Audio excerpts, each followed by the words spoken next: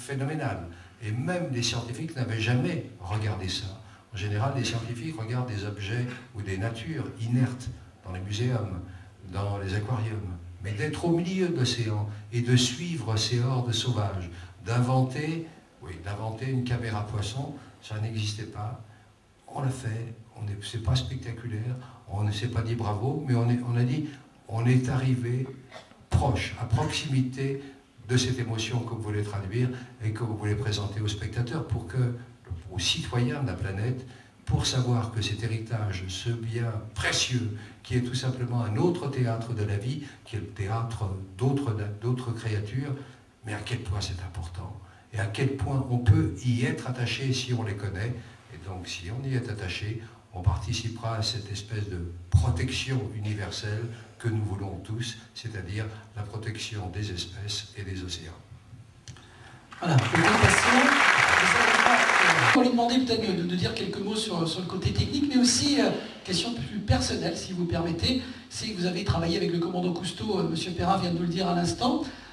J'ai une citation ici qui confirme ce que je vais dire. Votre vision des choses a changé, je crois, de travailler avec Jacques Perrin, votre vision de la nature et des océans. Oui, je voudrais d'abord dire, je crois au nom de toute l'équipe, comme l'a dit Jacques, le bonheur d'être ici. Le bonheur parce que chaque jour, nous comprenons un peu plus qu'une expérience, elle prend son sens lorsqu'elle est partagée. Et l'expérience que nous avons vécue tous ensemble, 400 personnes sur ce film, sous la direction de Jacques et de Jacques Luzeau, le co-réalisateur, a été une expérience d'équipe incroyable.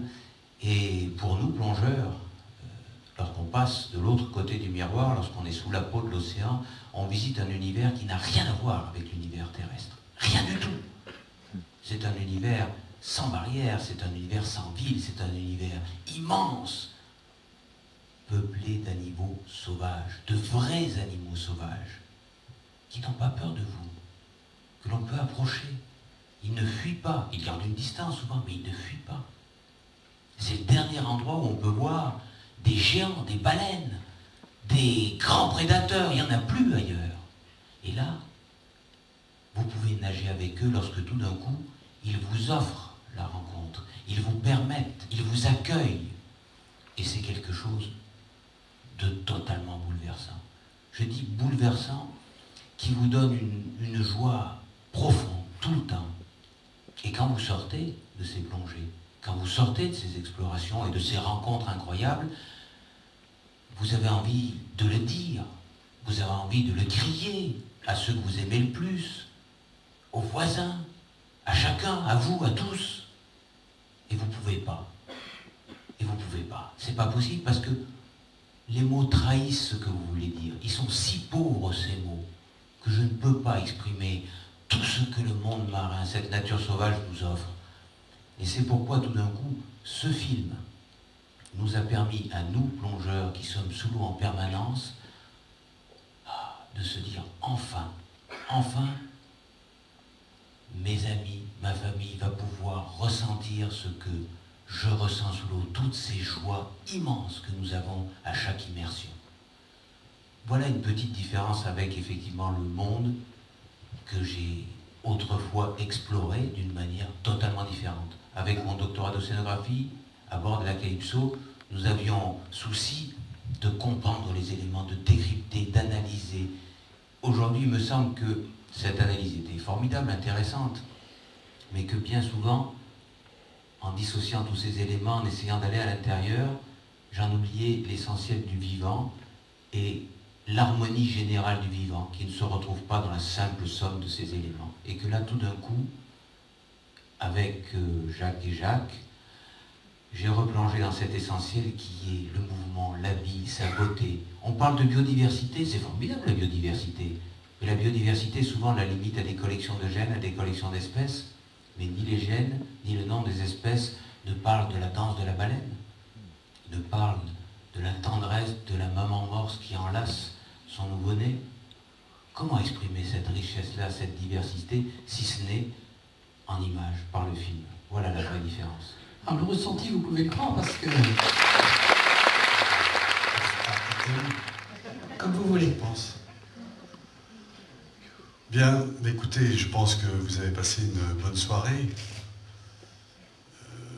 Ceux qui s'interrogeaient sur les raisons pour lesquelles le département avait apporté une petite goutte dans un océan, n'est-ce pas, Jacques?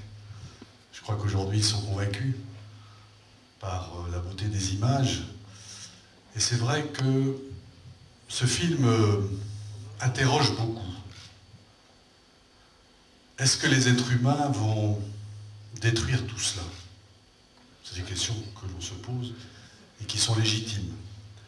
Car si on détruit tout cela, nous disparaîtrons.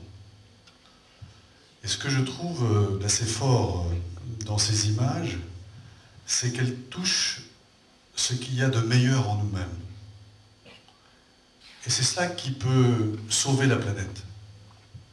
C'est que demain, cette prise de conscience de la beauté des paysages, de la qualité de la vie que nous avons, de rendre ce monde encore meilleur qu'il est aujourd'hui, que l'on puisse effectivement lutter contre les injustices, faire en sorte qu'on ait un développement harmonieux et qui préserve notre environnement.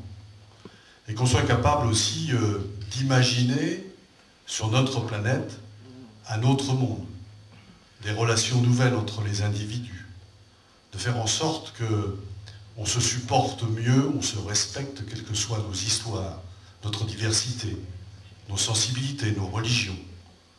Eh bien, je pense que ces images, avec aussi, il faut le dire, une certaine humilité, voire de la modestie, doivent contribuer à faire en sorte que, effectivement, elles puissent toucher, mais toucher durablement les individus, pour que nous puissions faire en sorte que nos petits-enfants, les générations qui viendront après, puissent pouvoir bénéficier effectivement de ces images. Moi, j'ai été touché par ce que disait François, c'est-à-dire que nous sommes des terriens, on ne connaît pas ce qui se passe sous l'eau, et ce serait d'ailleurs peut-être un jour une possibilité d'aller à la rencontre de ces animaux en toute liberté, dont on voit bien qu'un grand nombre d'entre eux sont totalement inoffensifs, et de montrer que l'on puisse, effectivement, oui, j'ai même encore une réserve, hein, et que l'on puisse montrer que ce qui se passe sous l'eau et qui est véritablement, là aussi, en osmose avec la partie terrestre, hein, je crois qu'il ne faut pas dissocier les deux, c'est véritablement cette complémentarité, femme, homme, féminin, masculin, que l'on retrouve.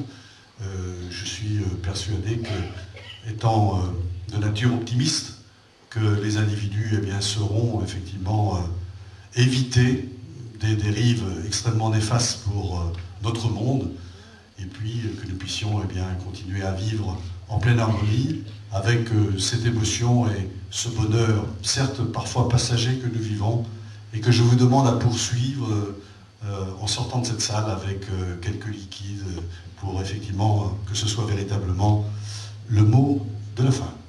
Merci.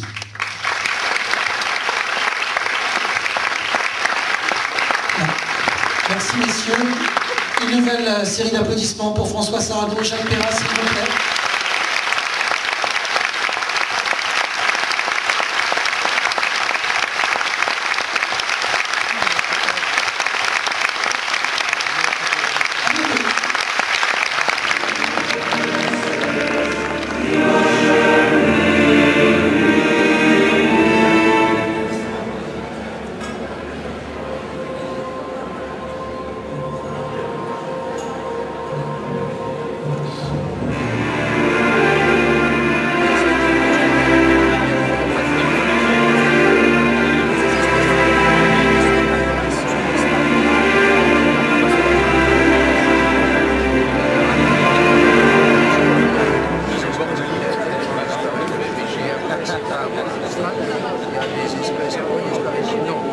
Redisparition menacée, et celle qui se